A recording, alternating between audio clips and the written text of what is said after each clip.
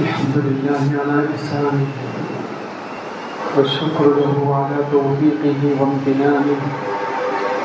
وأشهد أن لا إله إلا الله وحده لا شريك له تعظيما لشأنه والصلاة والسلام على النبي الداعي إلى رضوانه أما بعد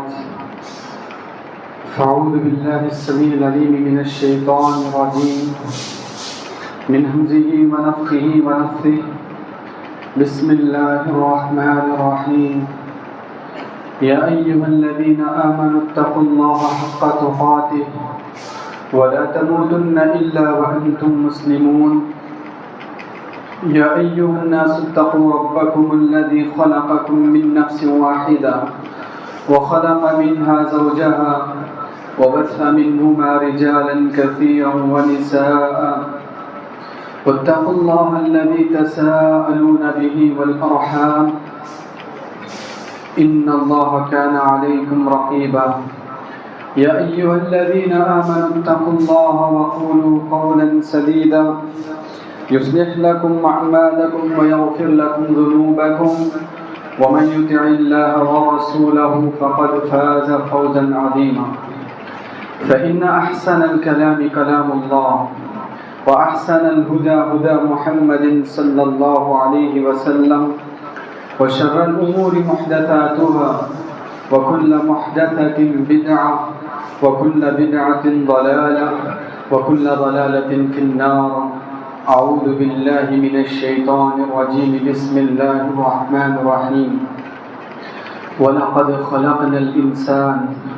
ونعلم ما توسوس به نفسه ونحن أقرب إليه من حبل الوريد إذ يتلقى المتلقيان عن اليمين وعن الشمال قعيد ما يلفظ من قول إلا لديه رقيب عتيد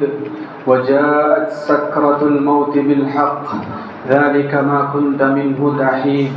ونفخ في الصور ذلك يوم الوعيد وقال عز وجل وما يؤمن أكثرهم بالله إلا وهم مشركون محترم حاضرین جمعہ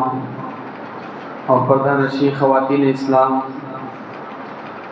گزشتہ جمعہ شرک کی قباحت اور مشرکین کا انجام بتاتے ہوئے اس بات پہ ہمارا خطبہ ختم ہوا تھا کہ شرک کے بے شمار ایسے خفیہ راستے ہیں جس میں آج ہم مسلمان کلمے کا اقرار کرنے کے ساتھ ساتھ ان راستوں میں ملوث ہیں۔ تو شرک کے کیا وہ خفیہ راستے ہیں یا چور دروازے ہیں جس کے ذریعے سے شرک ہمارے اندر داخل ہو رہا ہے، انشاءاللہ آج کے خطبے میں اس کی وضاحت ہوگی۔ حضرات، اسی سلسلے میں سورہ یوسف کی ایک آیت میں نے آپ کے روبرو پڑھی۔ اللہ تبارک و تعالیٰ نے اس آیت کریمہ میں ارشاد فرمایا وَمَا يُؤْمِنُ أَكْثَرُهُمْ بِاللَّهِ إِلَّا وَهُمْ مُشْرِكُونَ۔ اکثر لوگ ایسے ہیں جو اللہ کی ذات پہ ایمان رکھتے ہوئے بھی شرک کرتے ہیں۔ اصل دیکھا جائے تو یہ آیت کریمہ مشرکین مکہ کے سلسلے میں نازل ہوئی کہ مشرکین مکہ ربوبیت کے معاملے میں اللہ تعالیٰ کی توحید کو تسلیم کرتے تھے، مانتے تھے کہ اللہ تعالیٰ ہی پیدا کرنے والا ہے، اللہ تعالیٰ ہی روزی دینے والا ہے۔ تو جہاں تک معاملہ اللہ کے رب ہونے کا ہے تو مشرکین مکہ ہر ایک مانتے تھے، ہر ایک اس میں موحد تھا۔ اسی لیے قرآن مجید نے اسی کا ثبوت دیتے ہوئے کئی ایک جگہ کہا وَلَئِن سَأَلْتَهُم مَّنْ خَلَقَ السَّمَاوَاتِ وَالْأَرْضَ لَيَقُولَنَّ اللَّهُ۔ اے پیغمبر، اگر آپ یہ مشرکین کے بڑے بڑے سرداروں سے بھی پوچھ لیں کہ آسمان پیدا کرنے والا کون ہے، زمین پیدا کرنے والا کون ہے، تو یقینی معنوں میں وہ جواب دیں گے کہ صرف اللہ ہی ہے۔ تو اس معاملے میں تو مشرکین مکہ توحید پرست تھے، موحد تھے، لیکن گڑبڑی توحید الوہیت کے سلسلے میں، عبادت کے معاملے میں ہوئی کہ وہ لوگ عبادت کے معاملے میں آ کر انہوں نے اللہ کے ساتھ شرک کیا۔ ہر قبیلہ اپنے اپنے آپ میں ایک ایک بت بنا لیتا، ہر ایک قبیلے کا اپنا اپنا خاص بت ہوتا جس کی وہ پرستش کیا کرتے تھے۔ اسی کے سلسلے میں قرآن کی اس آیت نے کہا وَمَا يُؤْمِنُ أَكْثَرُهُم بِاللَّهِ إِلَّا وَهُم مُشْرِكُونَ، تو اکثر لوگ ایسے ہیں جو اللہ کی ذات پہ ایمان رکھتے ہیں مگر شرک کرتے ہیں۔ اب جو آیت مشرکین کے سلسلے میں، صریح کافروں کے سلسلے میں نازل ہوئی تھی، آج ہمارے مسلم معاشرے پہ غور کیا جائے، آج ہمارے گھرانوں پہ غور کیا جائے، گھروں کے ماحول پہ غور کیا جائے، یا اپنی ذات اپنے جسموں پہ غور کیا جائے، تو یہ آیت جو 1400 سال پہلے عرب کے مشرک اور کافروں کے سلسلے میں اتاری گئی تھی، آج کے نام نہاد مسلمانوں کے سلسلے میں بڑی پرفیکٹ ہے۔ غور کر کے دیکھیں، اللہ تبارک و تعالیٰ کی آیتیں کہتی ہیں وَمَا يُؤْمِنُ أَكْثَرُهُم بِاللَّهِ إِلَّا وَهُم مُشْرِكُونَ، اکثر لوگ اللہ کی ذات پہ ایمان لاتے ضرور ہیں۔ کتنے ایسے مسلمان ہیں جن کا زبان سے یہ دعویٰ ہے کہ ہم مسلمان ہیں، ہم مؤمن ہیں، مگر شرکیہ کام کرتے ضرور ہیں۔ آخر وہ کیا شرکیہ کام ہے جو مسلمان ہونے کے باوجود بھی وہ بجا لاتے ہوں؟ اور شرک یا آخر ایسی کیا خطرناکی ہے جو آہستہ سے چپکے سے چور دروازوں سے ہمارے مسلمانوں کے اندر داخل ہو رہی ہے، ہمارے گھروں کے اندر داخل ہو رہی ہے؟ دیکھیے، شرک شیطان کی اولین یہ کوشش ہے، شیطان کا یہ پہلا مشن ہے کہ جو اللہ کی ذات پہ ایمان رکھتے ہوں انہیں اللہ تبارک و تعالیٰ کی ذات پہ ایمان کمزور بنا دیا۔ اور شیطان کا یہی مقصد، اور اسی مقصد کو لے کر شیطان دنیا میں آیا بھی تھا۔ اللہ تبارک و تعالیٰ سے اس نے چیلنج کیا تھا لَأُغْوِيَنَّهُمْ أَجْمَعِينَ، میں تیرے سارے کے سارے بندوں کو بہکا کے رہوں گا۔ شیطان دنیا میں آنے سے پہلے اللہ کے ساتھ یہ چیلنج کر کے آیا تھا لَأُغْوِيَنَّهُمْ أَجْمَعِينَ، تیرے سارے بندوں کو میں بہکاؤں گا،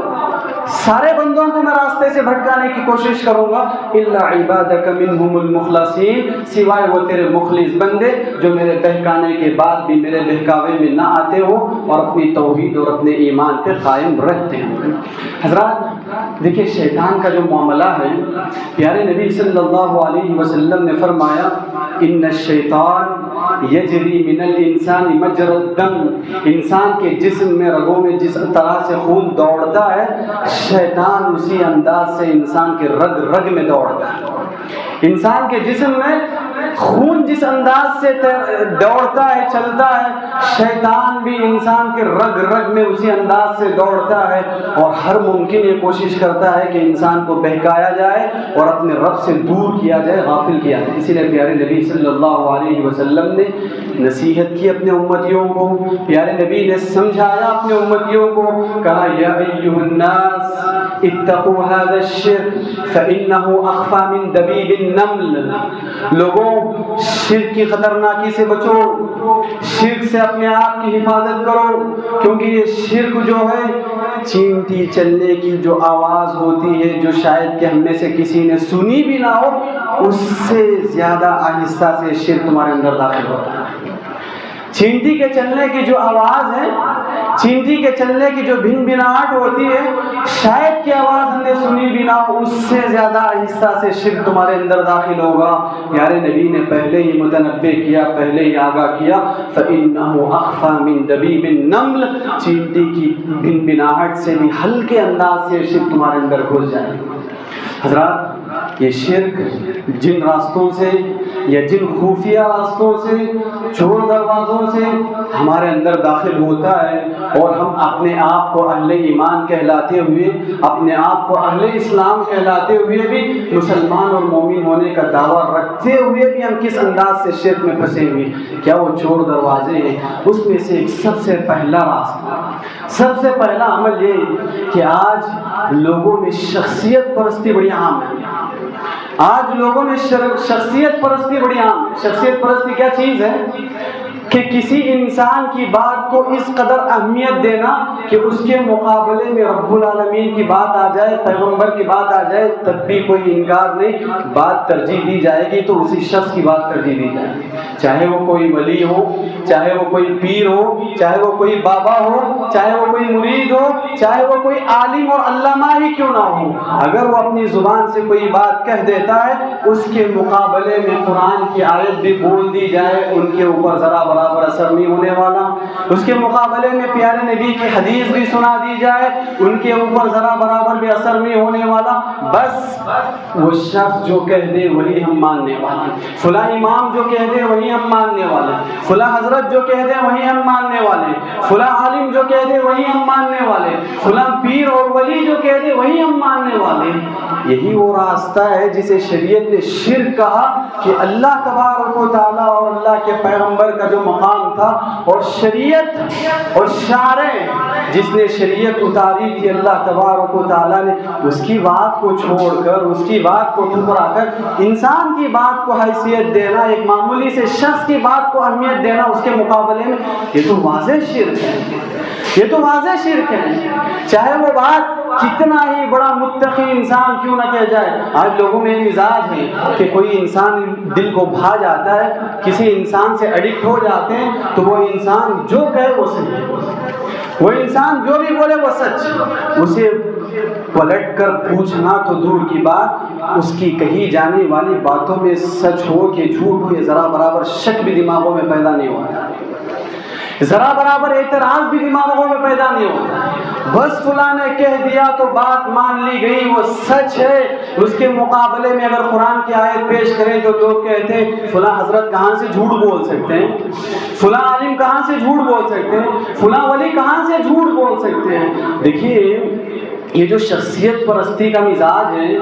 یہ جو شخصیت پرستی کا جو انسانوں کے اندر رجحان ہے, یہی شخصیت پرستی کا مزاج تھا جو آج دنیا میں شرک کی شکل میں رونما ہوا. آدم علیہ السلام کے دور میں دنیا میں نہ شرک تھا, اللہ کے ساتھ ظلم کی کوئی کیفیت باقی نہ تھی, 1000 سال تک پوری انسانیت توحید پہ باقی رہی. لیکن جیسے جیسے زمانہ آگے بڑھتا گیا لوگوں نے نیک لوگوں کی تصویریں بنانا شروع کی, نیک لوگوں کی تصویروں کو گھروں میں لگانا شروع کیا, اور جیسے جیسے نسلیں آگے بڑھتی گئی جو تصویریں نیک ہونے کے نام پہ لگائی گئی تھی, اولاد کو کیا خبر, ان کی اولاد کو کیا خبر, ان کی اولاد کو کیا خبر, آگے چل کر انہوں نے ان کو پوجنا شروع کر دیا, ان کو رب ہونے کا درجہ دینا شروع کر دیا. تو یہ شخصیت پرستی کا مزاج قرآن و حدیث کے مقابلے میں آتا ہے, اللہ کی آیت اور پیارے نبی کے حدیث کے مقابلے میں آتا ہے, تو یہ شرک ہے. شاید میں سمجھتا ہوں اکثر مسلمان آج اس میں ملوث ہیں, مسلمانوں کی اکثریت اس میں ملوث ہے. قرآن کی آیت پڑھ کے کوئی بات سمجھائی جائے, پیارے نبی کی حدیث پڑھ کے کوئی بات سمجھائی جائے, ان کے دماغوں میں اس وقت تک یہ بات نہیں گھسنے والی جب تک کہ فلاں پیر یا ولی یا حضرت کی زبان سے وہ بات نکل نہ جائے.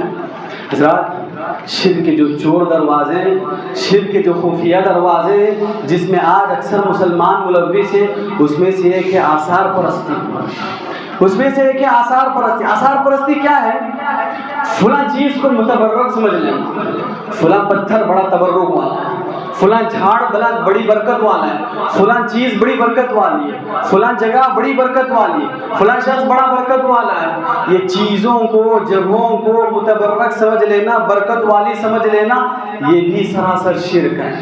بعض لوگوں کے اندر یہ مزاج ہوتا ہے کہ کسی چیز سے اس قدر اٹریکٹ کہ اس چیز کو بدلانے کے لیے ہرگز کوئی گنجائش نہیں, اجازت نہیں ہے. اس چیز پہ اس قدر جمے ہوئے ہیں, چمٹے ہوئے ہیں کہ وہ چیز ہٹا کر اگر کوئی دوسری چیز رکھتا ہے تو انہیں برداشت نہیں ہوتا, ان کے لیے برداشت نہیں ہوتی ہے چیز. تو درختوں سے بعض لوگ چمٹے ہوتے ہیں, پتھروں سے بعض لوگ چمٹے ہوئے ہوتے ہیں. تو یہ آثار پرستی کہ کسی چیزوں کو تبرک والی سمجھ لینا, یہ بھی سراسر شرک ہے. دیکھیں ایک مرتبہ کیا ہوا, مکہ فتح ہونے کے بعد, فتح مکہ کے بعد پیارے نبی صلی اللہ علیہ وسلم جنگ کے لیے نکل رہے تھے. جب مکہ فتح ہونے کے بعد مکے کے اطراف کے علاقوں میں جہاں عیسائی تھے, عیسائی قبائل کو اسلام کی تعلیم دی جاتی رہی, تو کئی ایک انداز سے پیارے نبی اور صحابہ اکرام جنگ کے لیے نکل رہے تھے. راستے میں صحابہ نے دیکھا کہ ایک درخت ہے جس کا نام تھا ذات الانواط. اس درخت کو مشرکین اپنی تلواریں اور اپنی ہتھیار لٹکایا کرتے تھے, یہ سمجھ کے کہ شاید اس درخت کو لٹکانے سے ہمارے ہتھیاروں میں برکت ہوگی, اس میں ایک الگ انداز کی تاثیر پیدا ہوگی. تو صحابہ اکرام میں سے جو لوگ ابھی ابھی نئے نئے مسلمان ہوئے تھے،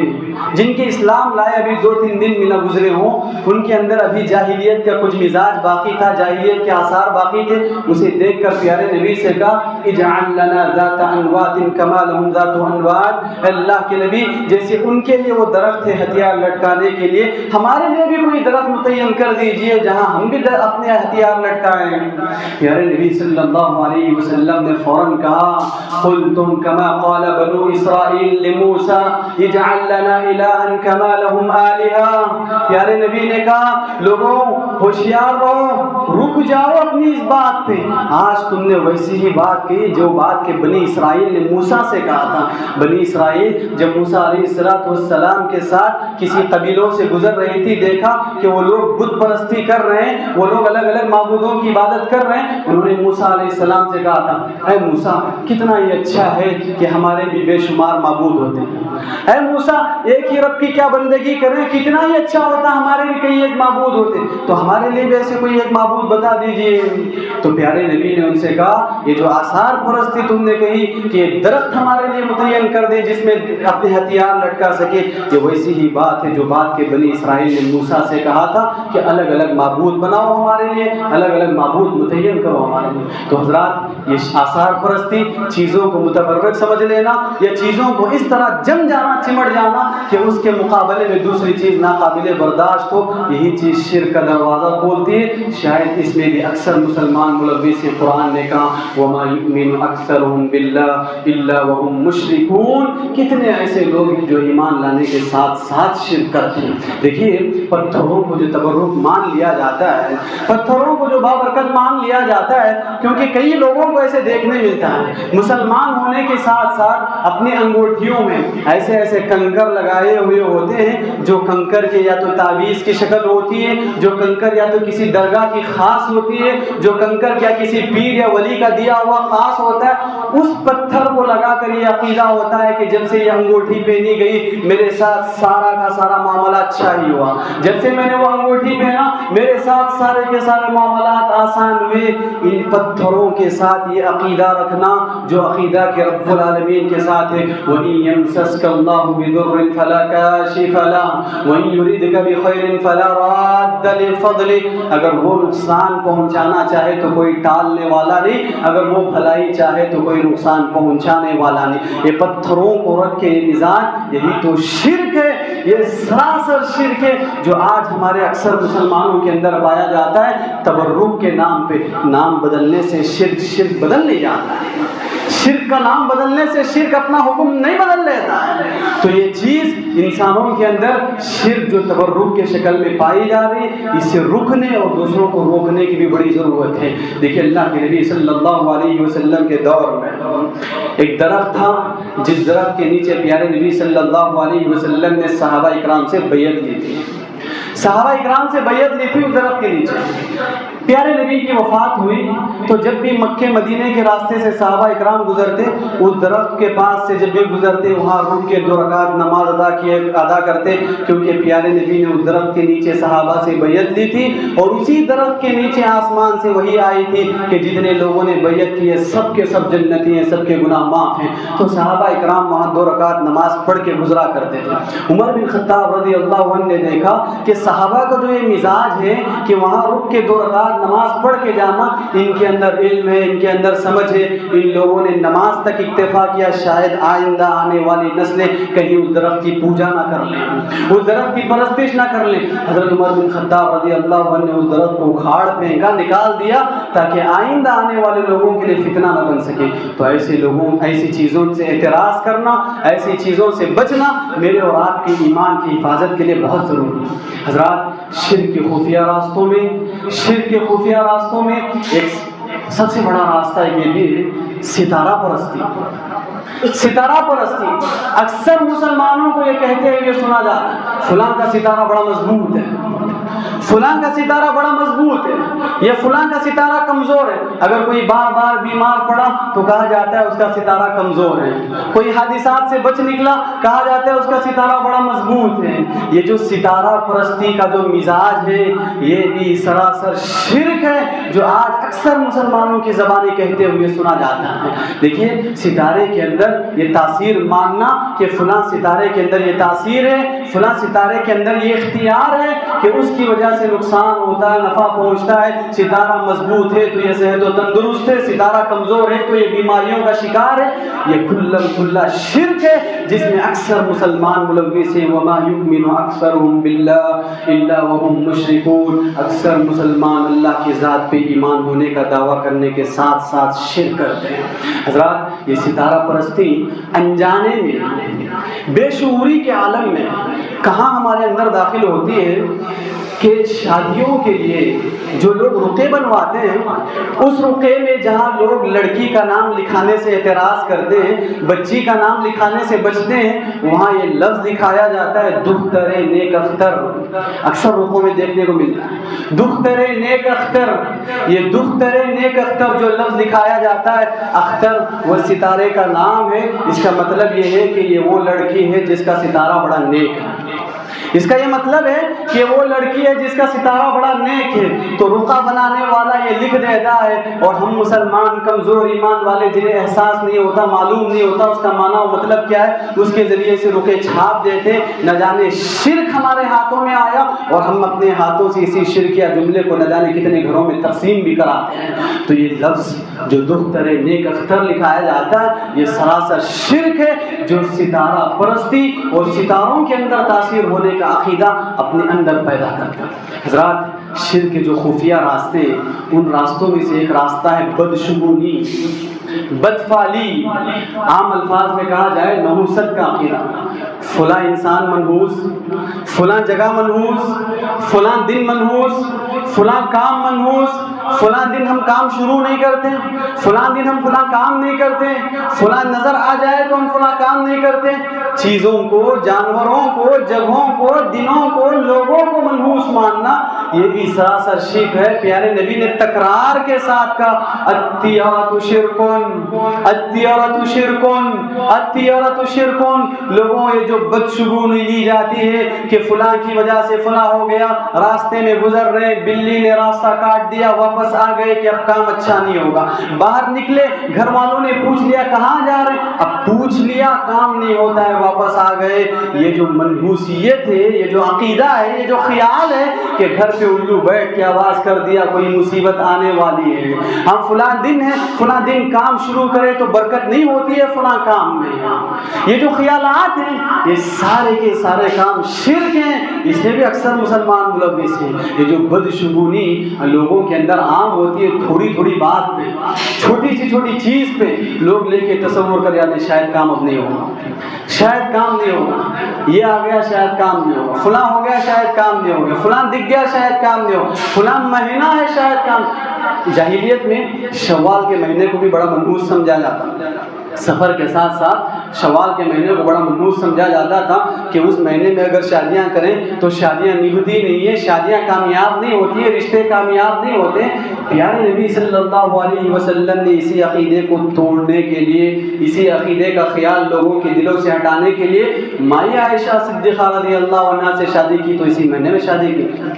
شوال کے مہینے میں پیارے نبی اور مائی عائشہ صدیقہ رضی اللہ عنہا کا نکاح ہوا، اور اسی مہینے میں شوال کے پیارے نبی اور عائشہ صدیقہ رضی اللہ عنہا کی رخصتی بھی ہوئی۔ تو لہٰذا یہ جو بدشگونی کا مزاج ہے، فلاں چیز کو نحوست منحوس ماننا، فلاں لوگوں کو منحوس ماننا، فلاں دن اور جگہوں کو منحوس ماننا، یہ سراسر شرک ہے، اس مزاج سے بھی بچنا چاہیے۔ حضرات شرک کے جو خفیہ راستے ہیں، شرک جس راستے سے آہستہ سے ہمارے اندر داخل ہوتا ہے اس میں سے ایک چیز ہے، ایک عمل ہے تعویذ گننا، تعویذ اور پتیلا۔ مسلمانوں کے گھروں کا جائزہ لو، ایک گلی میں اگر 50 گھر ہیں تو میجارٹی اکثریت گلے میں یا تو دھاگا بندھا ہوا،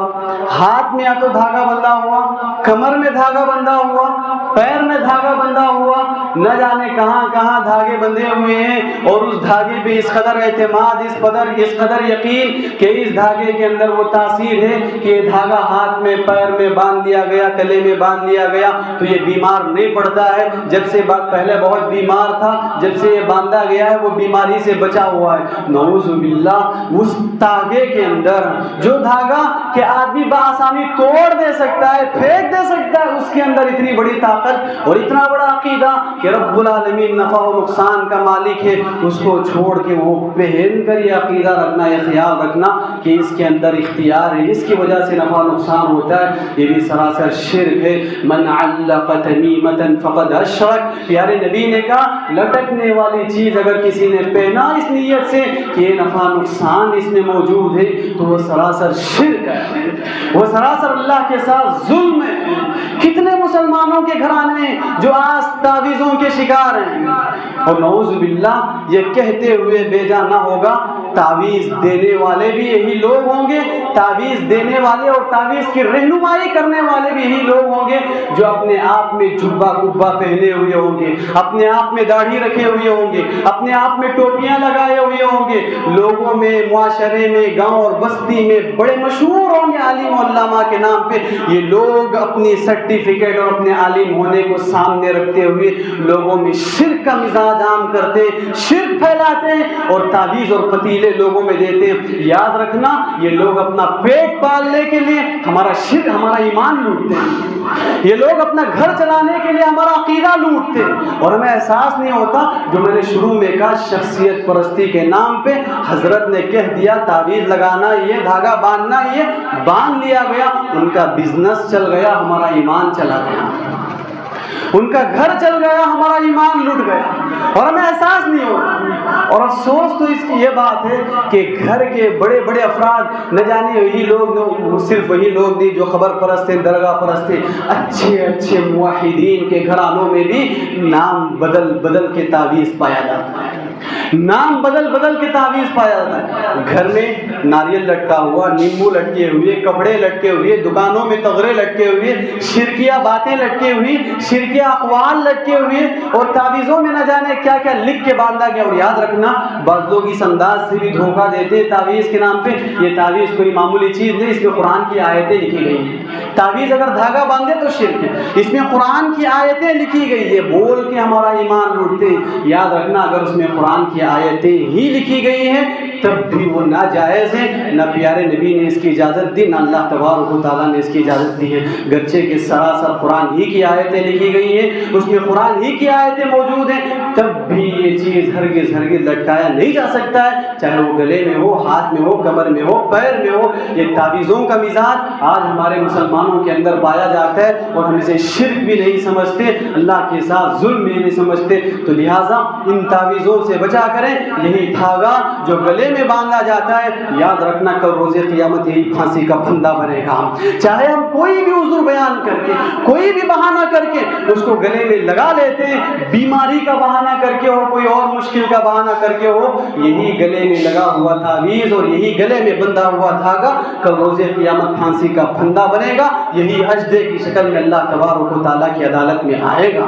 حضرات تو لہٰذا تعویذ سے بچا کریں، گلے میں اپنے آپ کو آزاد رکھیں، اپنے آپ کو اللہ کے حوالے کریں، اپنے آپ کو یہ معمولی سے دھاگوں کے حوالے نہ کریں، ان دھاگوں کے غلام نہ بنائیں، ان تعویذوں کے غلام نہ بنائیں۔ اللہ نے آپ کو آزاد زندگی دی ہے، آزاد زندگی جیے، اس رب کے غلام بن کے رہیں، کسی اور کے غلام نہ بنیں۔ حضرات یہ جو شرک کے خفیہ راستے ہیں، ان راستوں میں سے ایک راستہ اور ایک دروازہ ایک یہ بھی ہے کہ عامل پرستی، لوگوں کا عاملوں کے پاس جانا، عاملوں کی باتوں کو تصدیق کرنا کہ فلاں اگر گئے کوئی بھی کام کرنے سے پہلے فلاں سے مشورہ کر لیں، فلاں عامل کے پاس جائیں، فلاں کاہن کے پاس جائیں، وہ کیا بولے ان کو اس بات کو مان لیا جائے۔ یاد رکھنا کہ کاہنوں کے پاس جانا، عاملوں کے پاس جانا، پیارے نبی نے کہا من اتا کاہنا، جو کسی کاہن کے پاس آئے گا لم تقبل له صلاۃ 40 یوما، ایسے شخص کی 40 دن کی نماز قبول نہیں ہوتی ہے۔ اگر وہ نمازی ہے، اگر وہ 5 وقت نمازی ہے تو ایسے شخص کی 40 دن کی نماز قبول نہیں ہوتی ہے۔ اگر وہ عاملوں کے پاس صرف دیکھنے کے لیے جاتا ہے،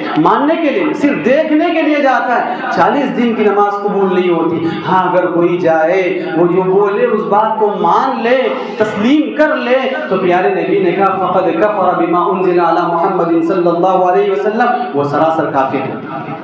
وہ سراسر کافر ہے۔ کاہن کی بولی ہوئی بات کو تسلیم کر لینا، مان لینا، یہ انسان کو اسلام سے خارج کر دیتا ہے، انسان کو کافر بنا ڈالتا ہے۔ حضرات شرک کے اور بے شمار خفیہ راستے جو انشاءاللہ آئندہ کسی موقع سے بیان کی جائے گی، تو لہٰذا یہ تمام چیزیں جس سے اپنے آپ کو بچانے اور اپنے آپ کی حفاظت کرنے کی بے حد ضرورت ہے۔ ہم ایمان لانے کا دعویٰ کرتے ہیں، مسلمان اور مومن ہونے کا دعویٰ میں اور آپ کرتے ہیں، تو یہی وہ خفیہ راستے اور یہی وہ شرک کے چور راستے ہیں جو ہمارا ایمان لوٹ لے جاتے ہیں، اور اس کا احساس ہمیں اللہ کی عدالت میں کھڑے ہونے کے بعد ہوتا ہے، اس کا شعور ہمیں اللہ کی عدالت میں حساب و کتاب کے لیے کھڑے ہونے کے بعد ہوتا ہے۔ تو اس سے پہلے اپنی زندگیوں کا جائزہ لیں، اپنے گھروں کا جائزہ لیں، اپنے بیوی بچوں کا، اپنے رشتہ داروں کا جائزہ لیں، اپنے دوست و احباب کا جائزہ لیں، شرک کی خطرناکی سے اپنے آپ کو بھی بچائیں اور ان تمام لوگوں کو بھی بچائیں۔ شرک کے ظلم سے، اللہ تبارک و تعالیٰ کے ساتھ کیے جانے والے ظلم سے اپنے آپ کو بھی بچائیں اور اپنے گھر والوں کو بھی بچائیں، کیونکہ یہ شرک ایسی چیز ہے جو زندگی بھر کے کیے گئے نیکیوں کو رائیگاں بنا دیتا ہے، زندگی بھر کی گئی بھلائیوں پہ پانی پھیر دیتا ہے۔ تو لہٰذا حضرات ایک اور راستہ جو ہے مختصر دیکھنے کو عام طور پہ دیکھنے کو ملتا ہے، باہر بچے کھیل رہے ہوتے ہیں، یہاں سے ہی اپنے گھروں کے سامنے سے ہی بات بات پہ بچوں کی زبان سے ماں کی قسم، باپ کی قسم یا فلاں کی قسم، یا بڑے لوگ گھر میں خود بیوی بچوں کی قسم، تجارت کی قسم، دولت کی قسم، کاروبار کی قسم، نہ جانے کس کس کی قسمیں کھاتے ہیں۔ یاد رکھنا یہ بھی سراسر شرک ہے۔ پیارے نبی نے کہا من حلف بغیر اللہ فقد اشرک، اللہ کو چھوڑ کر اگر کسی کی قسم کھا لی گئی اس نے شرک کیا، اور جس نے شرک کیا اس کے سارے اعمال برباد ہیں، سارے اعمال بیکار۔ حالت غصہ میں ہی صحیح زبان سے یہ شرک کیا لفظ نکل گیا، لمحے میں کی گئی غلطی صدیوں کے لیے سزا پانے والی بن جائے گی اور آدمی ہمیشہ ہمیشہ کے لیے جہنمی قرار پائے گا۔ تو بچوں کو ہی صحیح یہ زبان سے نکالتے ہوئے ماں باپ کی قسم یا کوئی اور قسم، اللہ کی قسم کو چھوڑ کر کوئی اور قسم کھانے سے بچوں کو روکے، بچوں کو سمجھائیں۔ یہ معمولی سی بات جس کو اہمیت نہ دی گئی، یہ کتنی وزندار بات ہے، یہ کتنی خطرناک بات ہے، یہ کتنی خوفناک بات ہے۔ بچوں کو سمجھانے کی ذمہ داری یہ ماں باپ کی بنتی ہے کہ ماں باپ اس بات کو سمجھائیں اور بچوں کے اندر توحید کا سبق پڑھائیں اور شرک کی خطرناکی اور شرک کی قباحت بچوں کی دلوں میں پیدا کریں۔ تو لہٰذا یہ عام مزاج ہے، ہر گلی میں اور ہر کھیلتا ہوا بچہ بات بات پہ ماں کی قسم کھا لیتا ہے، باپ کی قسم کھا لیتا ہے، اور دیکھنے والے دیکھ کر گزر بھی جاتے ہیں خاموشی سے۔ گھر والے بھی سنتے ہیں اور گھر والوں کو بھی احساس نہیں ہوتا کہ بچہ کتنا بڑا گناہ کر رہا ہے۔ گھر والوں کو احساس بھی اس لیے نہیں ہوتا، وہ گھر میں بھی قسم کھاتے ہیں تو بیوی بچوں کی ہی قسم کھاتے ہیں، اسی لیے بچہ قسم کھاتا ہے تو ماں باپ کی قسم کھاتا ہے۔ ماں باپ بچوں کو قربان کرتے ہیں قسم کھاتے ہوئے، بچے ماں باپ کو قربان کرتے ہیں قسم کھاتے ہوئے۔ تو ماں باپ اگر اس عمل سے بچیں، اس عمل سے رکیں، تو بچے بھی اس شرکی عمل سے رک جائیں گے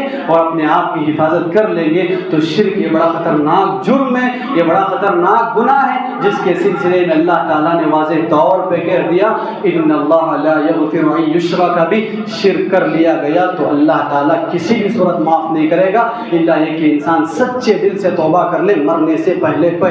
تو لہٰذا اپنی زندگیوں کا جائزہ لیں۔ اگر ہم سے یہ عمل ہو گیا ہے جو میں نے ابھی بتایا ہے تو اللہ تبارک و تعالیٰ کے دربار میں صدق دل سے توبہ کریں، صدق دل سے معافی مانگیں، استغفار کریں، اللہ تبارک و تعالیٰ کے دربار میں آنسو بہائیں، اللہ سے پکا عزم کریں کہ آج کے بعد ایسی کوئی حرکت نہیں کریں گے جو اللہ کے ساتھ ظلم کی شکل اختیار کرتی ہو، آج کے بعد کوئی ایسا کام نہیں کریں گے جو اللہ کے ساتھ شرک کی شکل اختیار کر جاتی ہو۔ بعض لوگ یہ کہہ کے بہانہ دیتے ہیں ما نعبدهم الا ليقربونا الى الله زلفى، ہم فلاں کام کرتے ہیں یہ سمجھ کے نہیں کہ یہ اللہ تبارک و تعالیٰ کی اختیار اور طاقت رکھتا ہے، ہم بس ان کی عبادت کرتے ہیں یہ ہمیں اللہ کے قریب کر دیں گے۔ بعض لوگ درگاہوں کو جاتے ہیں وہاں یہی سوچتے ہیں چادر چڑھاتے ہوئے، پھول چڑھاتے ہوئے، یہ مزاروں پہ سجدے کرتے ہوئے، ماتھے ٹیکتے ہوئے کہ ہم ان کو اللہ کا درجہ نہیں دیکھتے، بس ان کے لیے ذریعے وسیلہ لیتے ہیں کہ یہ ہمیں اللہ کے قریب کر دے۔ یہ مشرکین کا رجحان تھا، یہ جاہلیت میں پائے جانے والے لوگوں کا رجحان تھا کہ اللہ تبارک و تعالیٰ نے ان کے سلسلے میں کہا والذین اتخذوا من دونه اولیاء ما نعبدهم الا ليقربونا الى الله زلفى، اس وقت بھی کافر بھی یہی کہا کرتے ہم ان کی پرستش کرتے ہیں اللہ سمجھ کر نہیں، خدا سمجھ کر نہیں، بس اس وجہ سے کہ یہ لوگ ہمیں اللہ کے قریب کر دیں گے۔ پیارے نبی کی آخری آخری نصیحت بتا کے میں اپنی بات ختم کرتا ہوں. زندگی کے آخری لمحات تھے, پیارے نبی صلی اللہ علیہ وسلم موت اور حیات کے درمیان لڑ رہے تھے. صورتحال یہ تھی کہ پیارے نبی صلی اللہ علیہ وسلم کے بازو ایک تشت رکھا ہوا تھا جس میں پانی تھا, کپڑا تھا. پیارے نبی پر بار بار وہ کپڑا پانی میں بھگویا جاتا اور آپ کے سر پہ اور آپ کے بدن پہ ڈالا جاتا. بدن گرمی سے اونٹ رہا تھا, بدن پوری طرح گرما گرم ہو چکا تھا. پیارے نبی کے بدن کو ٹھنڈا کرنے کی بارہا کوشش ہوتی, بارہا وہ ٹھنڈا کپڑا ڈالا جاتا. پیارے نبی بے ہوش ہوتے, پھر ہوش میں آتے, بے ہوش ہوتے, پھر ہوش میں آتے. کچھ لمحات زندگی کے ابھی ختم ہونے والے ہیں, اب تک میں سانسیں رکنے والی ہے. پیارے نبی نے اپنی امتیوں کی فکر کرتے ہوئے آخری نصیحت پیارے نبی کر کے دنیا سے رخصت ہوئے. لعنت اللہ یہود والنصارى اتخذوا قبور انبیائهم مساجدا. اللہ تعالیٰ کی لعنت ہو یہودیوں پہ, اللہ کی لعنت ہو عیسائیوں پہ, کرسچینوں پہ. انہوں نے انبیاء کی قبروں کو سجدہ گاہ بنا لیا, انہوں نے انبیاء کی قبروں کو مسجد بنا لیا. نبی کی قبر پہ سجدہ کرنے سے لعنت بھیجی گئی اللہ کی. تو یہ ولی کیا حیثیت, یہ پیر کیا حیثیت, یہ فلاں شخص کیا حیثیت جس کے آگے سجدہ کیا جائے, جس کے آگے ماتھے ٹیکی جائے. پیارے نبی دنیا سے رخصت ہو رہے ہیں تو اپنے امتیوں کی ایمان کی فکر ہے. اور آخری نصیحت بھی یہ ہے کہ انہوں نے نبی کی قبر کو سجدہ کر کے اللہ کی لعنت کے مستحق بنے. پیارے نبی کو ڈر تھا کہ کہیں میرے دنیا سے جانے کے بعد بھی میرے امتی یہی روش نہ اپنا لے, یہی راستہ نہ اپنا لے. تو لہٰذا ہم نبی کی قبر تو دور کی بات, ہم معمولی سے انسان کی قبر کو بھی لوگ سجدہ کر لیتے ہیں, جھک لیتے ہیں, ماتھا ٹیک لیتے ہیں. یہ کیسی غلامی, یہ کیسی حیثیت, یہ کیا اہمیت اپنے آپ کی. تو لہٰذا ایسے کاموں سے بچیں اور ایسے کاموں سے لوگوں کو روکیں. ذرا شرک کے بے شمار نقصانات ہیں جس کے ذریعے سے ہمارا ایمان لٹتا ضرور ہے اور انسان ہمیشہ ہمیشہ کے لیے جہنمی بن جاتا ضرور ہے.